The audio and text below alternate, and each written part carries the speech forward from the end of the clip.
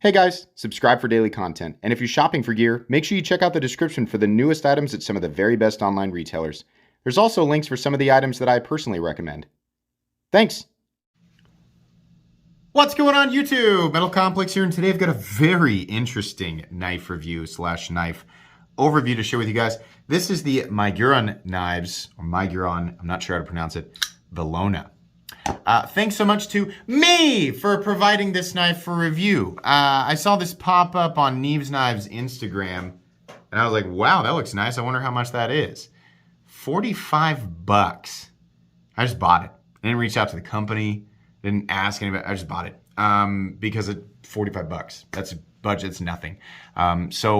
This is an impressive knife. There's a lot of good here. I've never heard of this company. They have other knives available. You can Google them. It goes right to their website, and you can take a look at all of their stuff. I'll even show you all of their information here. You can check out their website right here. You can check out their email right here, and then there's their Instagram. They do some budget stuff. They do some higher end stuff. But the quality of this is like, wow, pretty cool. So anyways, we're going to talk all about it. Thanks so much to my generous patrons for supporting me. There's a link for Patreon right down below. And please make sure to follow me on Instagram at metal_complex. Okay, so this is a big knife. And I'll say right off the bat, I like this, it's fine. I carry knives of this size, well, close to this size regularly. I can carry what I want here in Kansas. But for a lot of people who can't carry a knife of this size, there should definitely be a smaller version of this. And we'll cover more of that here in a sec. Overall length of this is 9 inches. Wow. Blade length is coming in at 4 inches. Cutting edge is also 4 inches. This is a big knife. Up against the Ontario Rat Model 1 and the Ontario Rat Model 2. Yeah, big boy. How about up against the Spyderco PM2? And the Spyderco Para 3. Once again, the Velona is gigantic. How about up against the Benchmade Reptilian, or in this case, the Ritter Hogue and the Benchmade Bug Out? Yep, it's really big. A lot of people are going to be quick to point out, that looks like a Civivi. Well, yeah, but keep in mind, Civivi knives look like everything, every knife, right?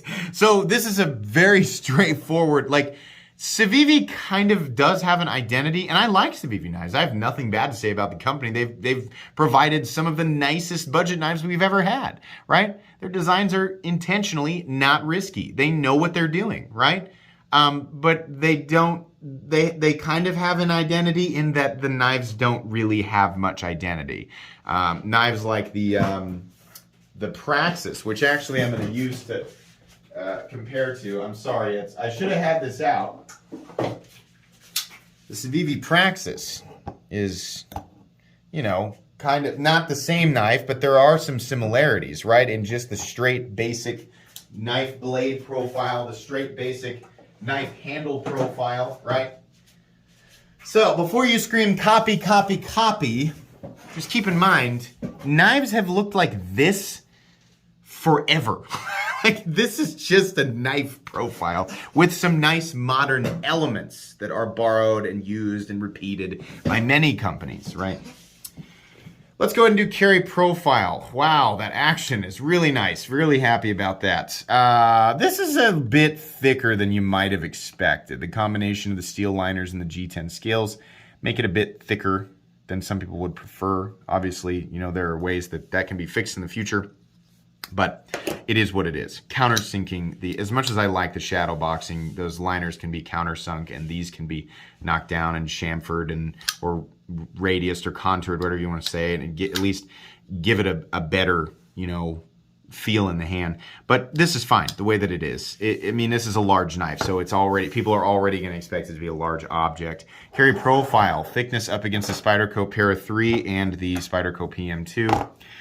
Yeah, it's very long, and in some areas it's pretty tall. It's still not quite as tall as the PM2 and Para 3. So, do with that information what you're going to do with it. The inside of this thing, let me get my flashlight that is there one once again, trying to stick to everything. They did mill this out. You can see some milling lines, and it's on both sides. They knocked the steel down, which is good because there's a lot of material here. Weight on this guy, I'm going to guess it weighs about 4.75 ounces, maybe closer to 5. 4.87 ounces. Okay, ratios aren't perfect, but you're still getting a lot of cutting edge. 4 inches for 4.8 ounces of knife. Pretty good, right? If you're expecting to carry a larger knife, there are a lot of 9-inch knives out there that weigh well over 5 ounces that I've given good reviews to, so I wouldn't put too much stock into that. If you're somebody who likes teeny tiny knives, lightweight knives, and you wear athletic shorts, this probably isn't for you. It's amazing, the comments sometimes. It's as if the manufacturer, they think that the manufacturer is like, I made this big knife. Gosh, I sure hope people who like small knives and wear athletic shorts will accept this. No, they intentionally made a large knife, right? How do I know? Because there it is. It's big and they made it, right? Anyways. Let's go ahead and measure the blade stock thickness. The blade stock thickness is kind of ridiculous on this, and I like a thick blade just for novelty reasons, but I think this is kind of overdoing it. We're not that crazy. It's 145 thousandths. It does need to be thinner, and I'll talk about that some more. But there you go. Yeah. What else do we need to do? Did I do everything? I think I did. Okay, so $45. This is real nice. What is the blade coated with? I honestly don't know. And I'm going to tell you guys at $45, you should not expect it to be anything fantastic. There is a version of this that is not coated. What is the blade steel? It's DC53. What is DC53? It's the first time I've ever heard of this. This is apparently fairly close to Sleipner or Sleipner steel, like what you used to see on Lion Steel all the time. And you definitely see that steel on knives that are way more expensive. DC53 is like if you, according to E-Knives, and take this with a grain of salt. I don't know anything about this company. I've not heard the background. I don't think there's a lot of people out there testing these and seeing if the heat treat is correct. I have no idea. $45 though. Might be worth looking into. DC53 anyway, assuming it's appropriately heat treated, will have nearly double the toughness of D2 and much better edge retention. It's not going to be nearly as stainless though. D2 has something like 12% chromium. This is like 8% chromium, right? But as I've said many times, if you live in an area like Kansas, you don't have to worry about that as much. Clean it off every now and then, but you're okay. If you live around, near, on, or under the ocean, this probably isn't going to be the best thing for you, right? But wow. Better edge retention. D2's got decent edge retention. Better edge retention than D2 and nearly double the toughness. Pretty cool. So yeah, it's not Sleipner steel, but it's apparently very similar in composition. So that's neat. I can't really argue with that. That's pretty cool, getting a steel like that on a budget knife. The action is great. Excuse me. I've had like a sinus thing forever. I say forever. It's been like a week and a half. The flipping action is great. Nice flipping action, easy access to the liner lock, no double clutch. It's a bit pokey, right? I'm going to be honest here. I kind of just don't want the flipper tab to exist at all because you can use the fuller. Or, they could put a thumb stud right at the end of that fuller and make it just fine. I would rather that flipper tab not be there and maybe just a little bit of a forward choil. And then it would translate perfectly into a smaller version. We need a version of this that's about 7.5 inches, right? Maybe 7.25 with a sub 3-inch blade, no flipper tab, right? Doesn't necessarily have to have the forward choil, but basically the same thing, just scaled down. I like that there's a big version, but there also needs to be a small version for people who can't carry something that's a 4-inch blade, right? It's not going to make it perfect for everybody, but a lot more people can carry it. I think it would translate really well. Oh, we didn't do the hardware check. That's the thing that I was missing. Let's get out my tools. Tools are very inexpensive, very recommendable. You can find my tools right down in the description, the section that says my tools. T8, T8, T8. Pocket clip screws? No, those are going to be T6. Yeah. But yeah, T8 on everything else, that's great. Should be easy to take apart. So fantastic there.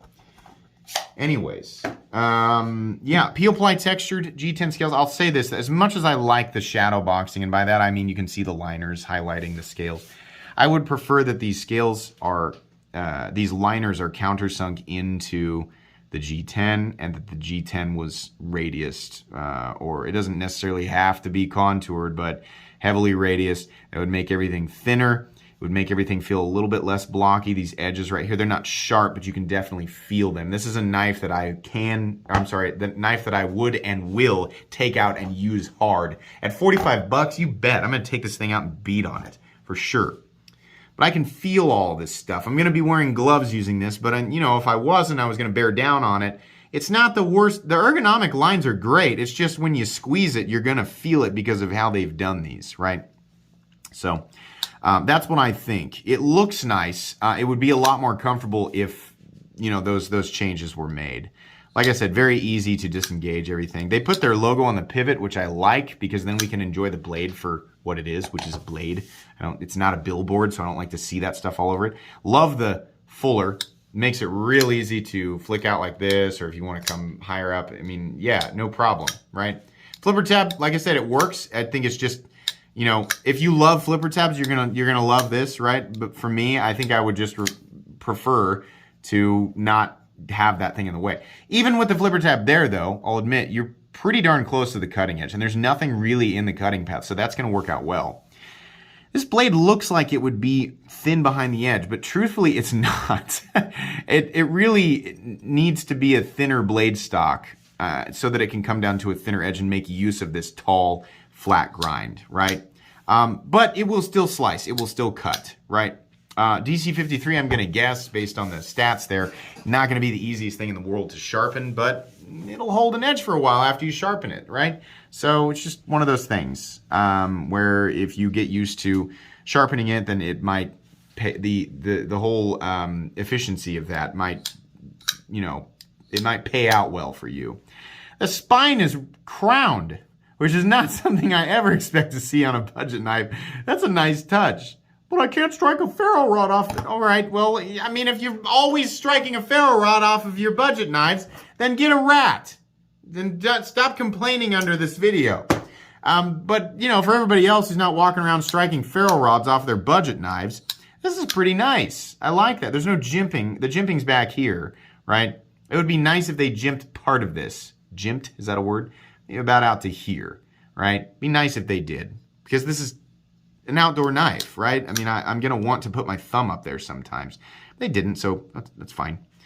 Like I said, I don't know what the coating is. I wouldn't expect it to be anything spectacular. Honestly, it might provide a slight amount of corrosion resistance, but you're probably safer cleaning your blade off and adding some protective lubricant, right? Some frog lube, something like that. Yeah, action and smoothness. Probably more due to the weight and mass of the blade, but it is nice and it's consistent and it feels good. Moving on here, we have a little, what appears to be a, you know what, let me make sure that there's actually fibers in that, because I'm not sure that that is, nope, it's G10. Okay. Can you see? See what I mean here? You can see the fibers and everything in the G10. So that's a G10 backspacer. What's the pocket clip? It's titanium.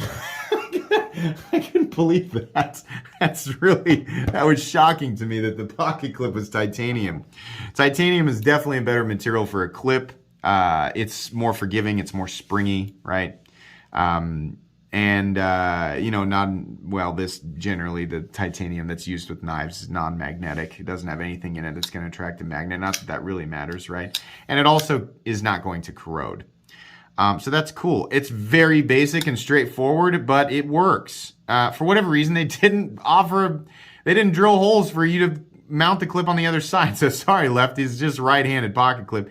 But it works, you know. The carry depth isn't anything crazy. It's right here. The lanyard hole is where it is supposed to be, second to the pocket clip and out of the way for the 99.9% of people who are not going to attach lanyards to their knives, right? So that's fine, but it's there, you know. It's there so that lanyard people can use it.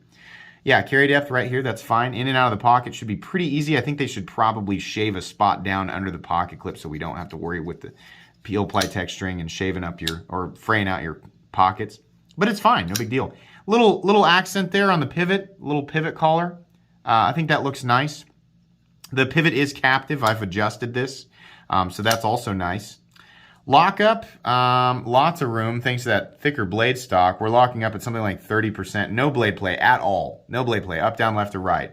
No lock stick. There is a nice, big, fat stop pin back here with plenty of shouldering on the tang of the blade.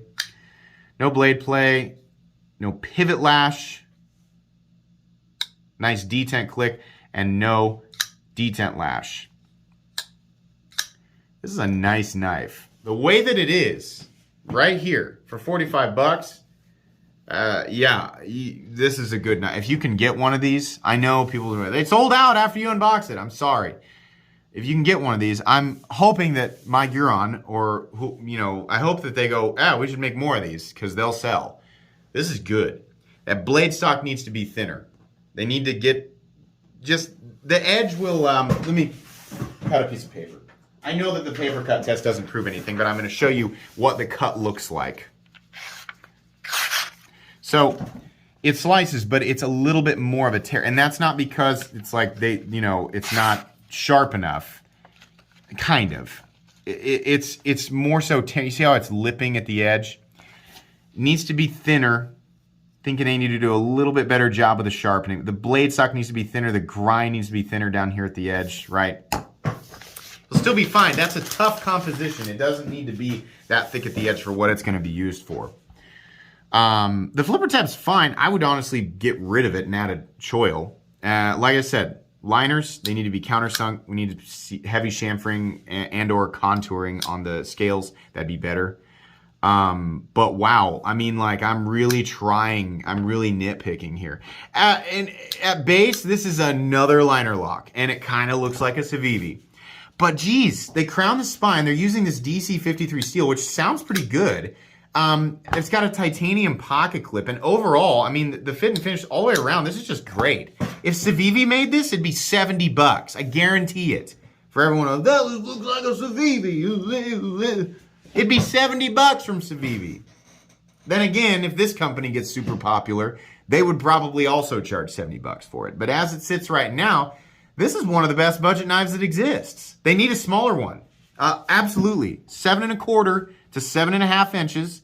Have a, anywhere from a 2.9, ideally a 2.9 inch blade, but anywhere from 2.9 to 3.25 inch blade. No flipper tab. Add a thumb stud to the end of that fuller, which I think they should do on this guy too. Maybe add an area for a forward choil. Maybe not. Don't necessarily need it, right? Yeah, you'd have a winner there for sure. The blade definitely needs to be thinner. The edge needs to be thinner, and the stock needs to be thinner. This is really good. The Velona from Miguron Knives. Really good stuff. Very, very recommendable. They're hard to find right now. Anyways, thanks again to me for supplying the knife for review. This knife will be headed back to me immediately following this review. Please make sure to follow me on Instagram at metal_complex. If you enjoyed this video, leave a like. If you'd like to check out my other content, I do, of course, have lots of videos of knives that are either expensive or inexpensive that I do or don't like, so check those out. And if you enjoy all my content, go ahead and click on that Metal Complex logo right there and subscribe, because there's definitely more coming. Thanks again for watching, everybody, and have a great day.